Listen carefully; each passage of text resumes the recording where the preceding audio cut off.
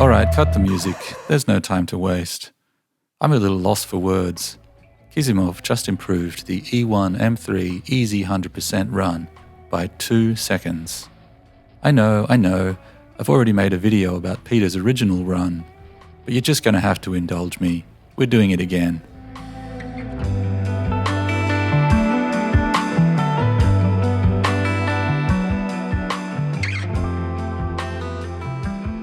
There's not a lot of history to discuss. 25 years ago, Peter Horvath made the most insane Quake demo anyone had ever seen, the defining Quake record for so many runners. It was the reason I started playing Quake and the inspiration for starting this channel.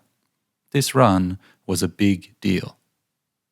20 years later, Jukebox was crazy enough to improve it by 0.3 seconds, breaking our hearts and earning our deepest respect at the same time. And now Kizimov, the absolute mad lad, has taken 2 full seconds off Jukebox's time. We're just going to dive in. Here's Kizimov's full run in all of its glory. See if you can keep up.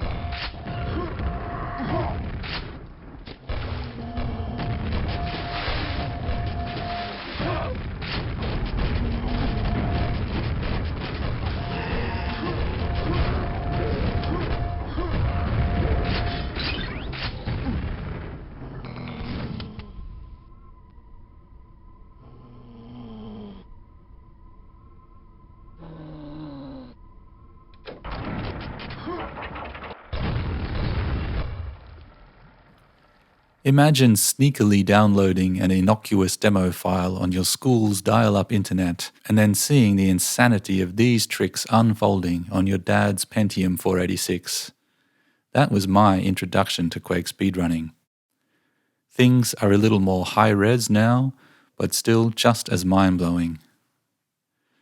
Let's walk through everything one more time with the help of super slow-mo and the new recamming tools at my disposal. Boost off the first zombies, then an instant shot through the bars to this ogre, keeping speed down the stairs.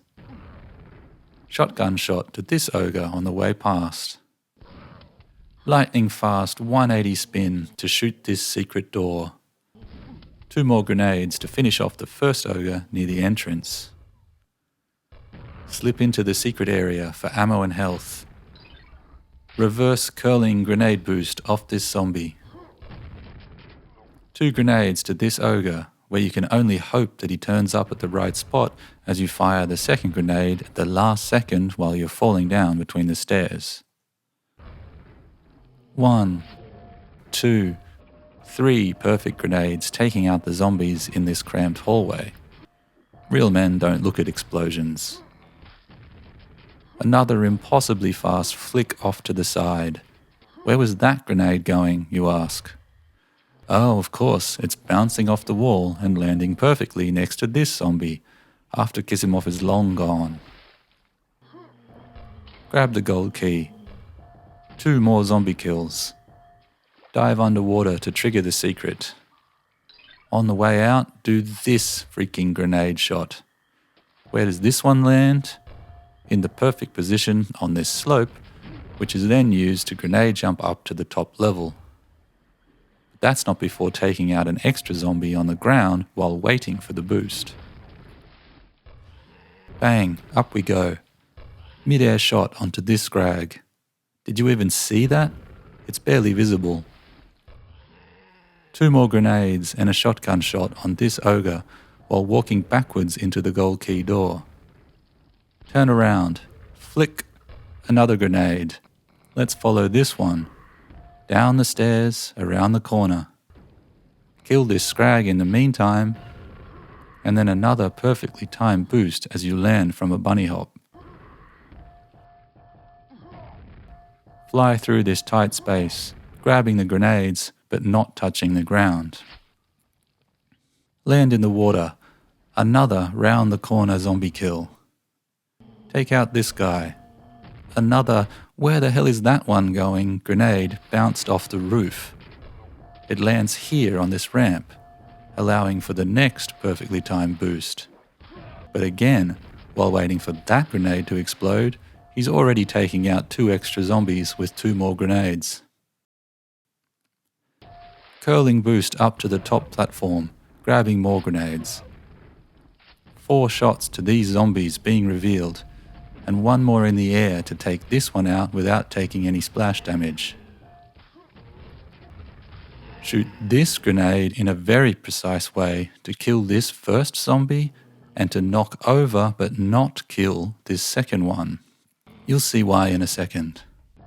Lob 2 grenades up to the ogre. Shoot the secret door. 2 more grenades for the second ogre while you wait. Into the secret teleporter, grab the armor and ammo. Oh look, here's that knockdown zombie, just waking up perfectly in time to be lured into these closing bars. Wait patiently and pray that it walks there in time instead of heading off in some bizarre direction and ruining the run like it usually does. Hit this button at the earliest possible moment when the zombie steps into position. Run out into the teleporter. Hope this fiend doesn't kill you or get too close. 1, 2 shots. And the third, final shot a split second before you hit the exit trigger, before the grenade even hits the fiend. The kill count ticks up to 100% after the run is over. If I smoked, I think I'd need a cigarette. There is just so much going on in this run. There's no downtime. Every shot, every turn, every setup. This is the kind of record that elevates speedrunning to an art form. So where did Kisimov even save time? Most of it occurs near the beginning of the run, and it's really just down to superior movement. We can watch him eking out a small advantage at every turn, and by the time he reaches this lower section, he's already more than a full second ahead. With each trick, he's just ever so slightly more efficient, and each grenade shot is just a tiny fraction of a second faster. Watching the demos superimposed like this is also yet another reminder of how bonkers Peter's original run was. He's neck and neck with Jukebox running 20 years after him. Kisimov also gained an additional fraction of a second with the zombie lure. Peter and Jukebox both used a method of getting stuck in this corner, which is more reliable but slightly slower. Kisimov endured the pain of the zombies' random movement and eventually got lucky.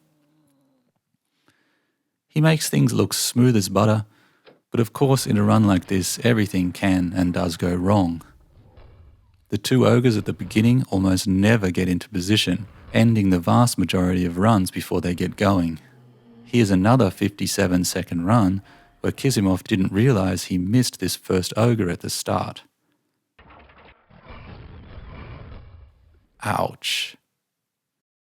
Zombies hit you all the time, knocking you off course or slowing you down.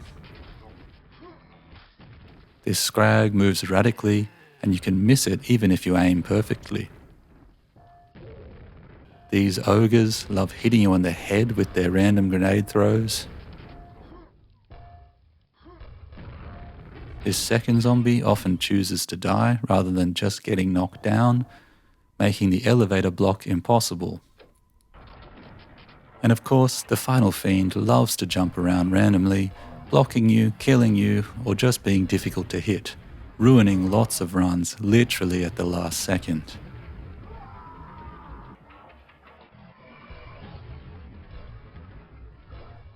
I really struggle to understand the kind of effort and willpower it takes to pursue a run like this, but it just makes me so happy to watch it.